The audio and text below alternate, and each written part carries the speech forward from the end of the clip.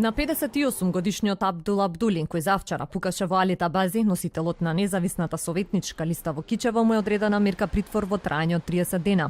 Абдули е спроведен во затворот во Шутка. Поднесена му е кривична пријава за обид за убиство и за неовластено поседување на оружје. Мотивите за нападот надлежните се уште ги истражуваат. Од Ургентен информираат дека здравствената состојба на Абазината му е критична. По операцијата која му извршиле лекарите, однесена на интензивна нега и во моментов е на респираторни апарати. Шефот на неговиот изборен штаб, Дестан Абдио, кој исто така беше застрелан во нападот, е во стабилна здравствена состојба.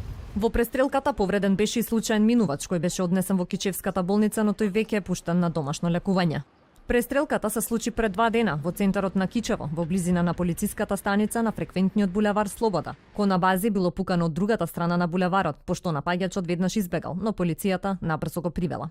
Според неофицијалните информации, повредените напаѓачот имале нерасчистен судски спор, а пукањето се случило брзо после судското рочиште.